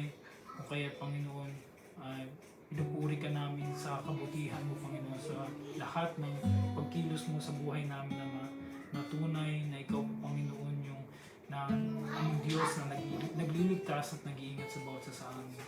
Panginoon, sa aming pagdako sa aming pagtanggap ng tinapay at saro at sa pag-alaala namin sa kamatayan ng aming Panginoon Jesus, ay hinihiling namin ang iyong presensya, Panginoon, ng iyong gabay sa aming mga puso at isipan na patuloy na pakilinisin at loobin mo, Panginoon, na maging karapat dapat po kami sa iyong harapan sa oras na ito. Tulungan mo po kami na siyasatin namin mga puso at isipan, siyasatin namin ang aming mga sarili. Sa pagtanggap namin nito ay hindi po ito maging hatol sa amin, Panginoon, bagkus maging kalakasan ito ng aming pananampalataya sa iyo, maging kabusugan ito ng aming spiritual na katawan, Panginoon, upang kami maging malakas sa iyong harapan sa pagsunod sa kalooban mo. At sa mga oras nito, Ama, papasalamat namin ang iyong kabutihan sa amin, sa walang hanggang pagmamahal na ibinigay mo sa buong sanlibutan, ibinigay mo ang kaisa-isa mong anak upang kami tubusin sa aming mga kasalanan, na hindi po kami worthy, Panginoon, sa biyaya na ibinigay mo, Panginoon, sa grace na binigay mo, Panginoon. Salamat sapagkat hindi mo kami tinangi at hindi mo kami, Panginoon, iniwanan. Salamat dahil sa pamamagitan ng kamatayan ng iyong anak naming Panginoong Jesus ay nagkaroon po kami ng pag-asa sa buhay na darating. At nagpapasalamat po kami sa iyo, Panginoong Jesus, sa pagyakap mo sa amin hanggang sa kamatayan. At hindi po kayo nagdalawang isip, hindi po kayo, Panginoon, tumalikod, Panginoon, sa iyong pangako. At salamat sa muling mong pagkabuhay na siyang naging pag-asa namin ngayon, na kami bubuhayin muli sa huling araw at kami makakapiling mo, Panginoon. Kami patuloy na magtitiwala at susunod sa kalooban mo. At sa mga tinapay at saro namin pagsasaluhan, Ama, dalangin namin ang iyong bendisyon na pakigawad mo ito sa tinapay na sumisimbolo ng katawan ng aming Panginoon na nabayubay sa krus ng Kalbaryo, at sa saro na sumisimbolo ng kanyang dugo na nabuhos para sa kalilinis ng aming mga kasalanan.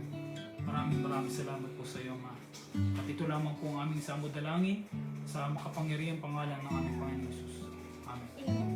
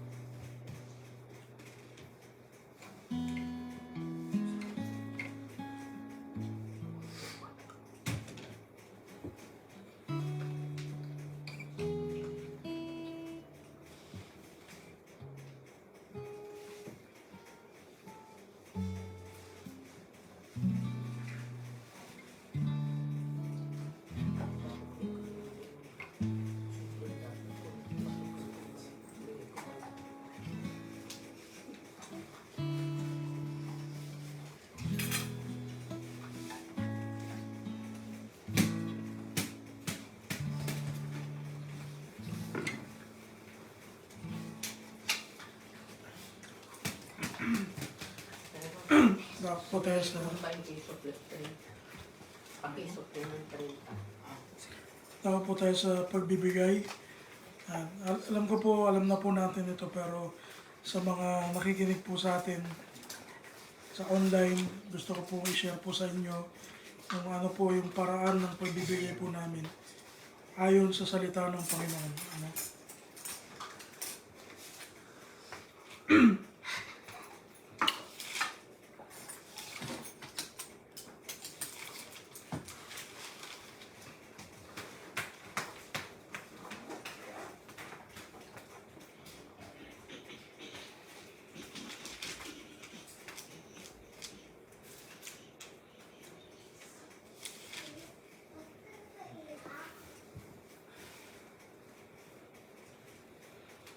Sabi po rito sa ikalawang Korinto 9, simula po sa versikulo 6 hanggang sa sumusunod. Sabi rito, datapot sinasabi ko, ang naghahasik ng bahagyana ay mag-aani namang bahagyana. Ang naghahasik ng sagana ay maghahasik namang sagana.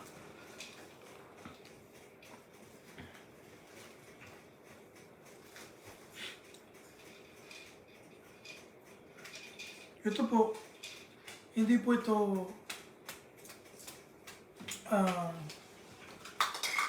inuutok-utok tayo ng Panginoon. Hindi ito utok-utok ng Panginoon. Ano? Ito po'y pangako ng Panginoon na pag tayo po nagbibigay, bibigyan po tayo ng Panginoon pabalik. Ano?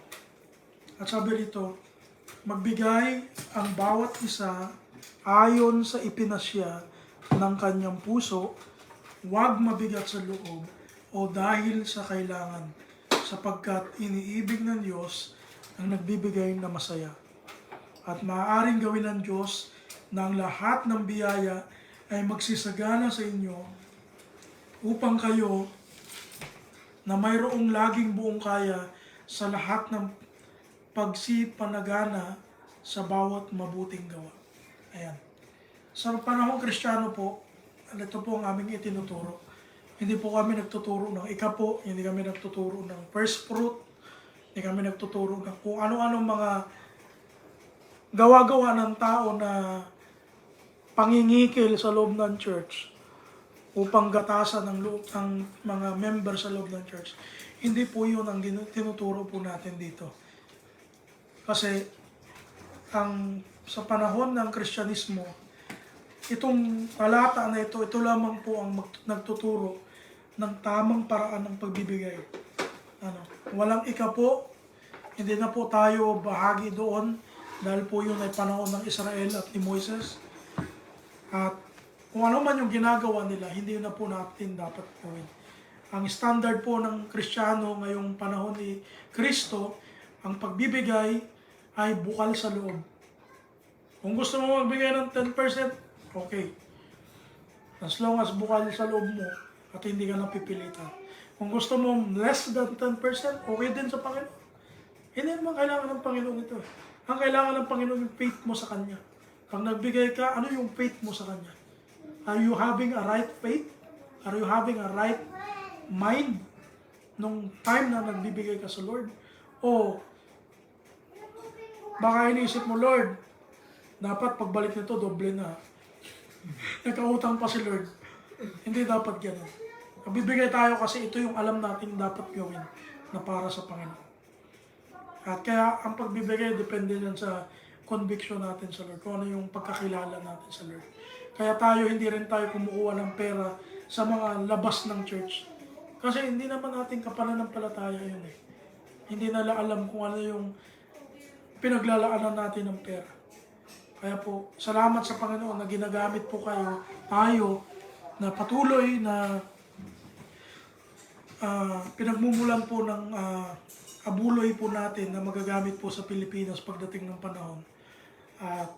Actually, mamaya po pag-uusapan natin yan sa meeting kasi ngayon lang po tayo ulit nagkaroon ng gathering na ganito. Pag-usapan po natin yung mga nangyari po in the past few weeks. Nakita ko yun sa ano. Kaya po in-add ko rin po kayo doon sa group chat natin. Si Nanay Miling yata, hindi ko pa na-add. Pero add po namin kayo Nanay Miling Kasi bagong group chat po yun. Kasama po yung sa Pilipinas na church. Opo, para magkaroon tayo ng mga update kung ano yung mga nangyayari doon. At magpalakasan po tayo. Pwede natin i-address po doon yung mga prayer request natin. Kung may mga prayer request tayo. Kung may mga birthday na gusto natin ipag-pray, mga special occasion, pwede yun doon. Kung gusto natin magtanong, pwede po doon sa group chat na yun. Pero more on po kasi yun sa mga update sa church. Kung anong mga nangyayari. Sa gayon, hindi tayo hiwalay doon sa nangyayari doon sa Pilipinas. Kung ano man po yung kanilang mga plano doon. Kasi po, tayo, kasama pa rin tayo doon Nandito lang tayo sa US pero konektado pa rin tayo sa kanila. Mamaya po, pag-uusapan po natin yan para Kasi mas nabasa lalo. ko rin po yun na hindi ako na-add. Ay, hindi po ba kayo na... Hindi ako naka-add. baka po nakita, nakalimutan ko lang po. Pero yung mga verse ng meron ako. Ako. Sige po, tingnan po natin ulit mamaya.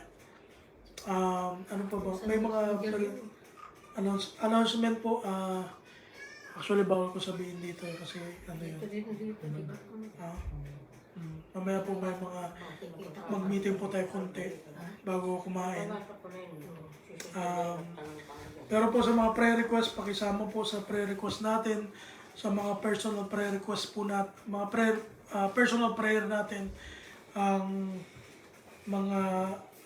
especially ang church dito, na patuloy tayong maging matibay sa Panginoon. Bagamat minsan di po talaga tayo magkakasama because of personal reasons, pero hindi po ibig sabihin nun ay nakalimutan na po natin ang isa't isa. Salamat sa Panginoon at nandito ulit po tayo magkakasama. At ano pa ba, Ray? Kayo may mga prayer request kayo? Yung bukas yung detachment ko bukas. Detachment mo. Si Brother Sai Next po Sunday, ay wala po ako dito. wala sa next Sunday. So tayo lang po lubin ng Panginoon. Ako rin po yun. Alam nyo na po yun, pero kasi bawal sabihin dito naka-online. Actually, pwede ko na rin itong i-off na mamaya. Para mapag-usapan niya.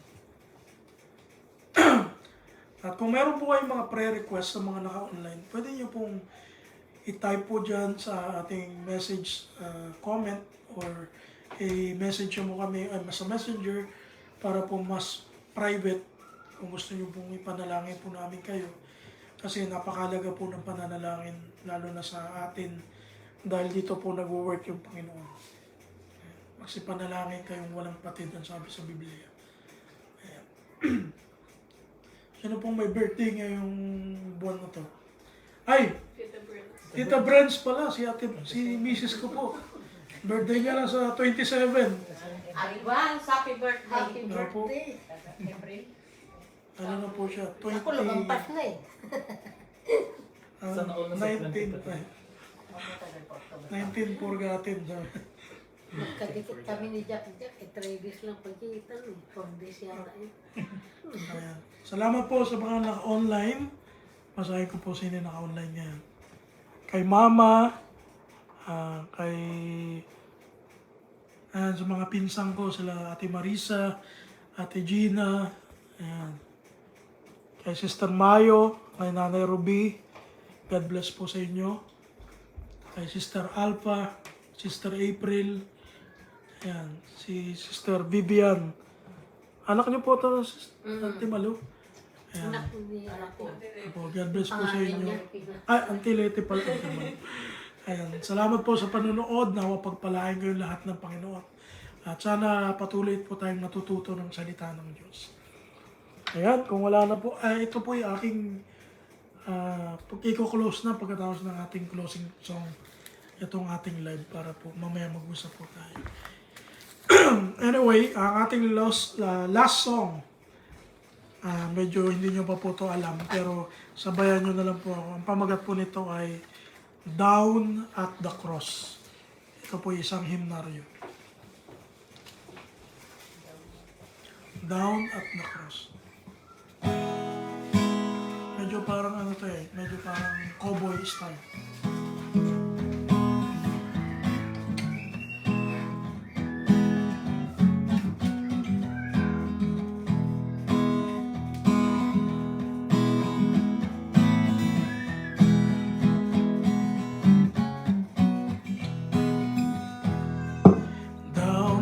the cross where my Savior died. Downward for cleansing from sin, I cried. There to my heart was the blood applied. Glory to His name. Glory to His name. Glory to His name.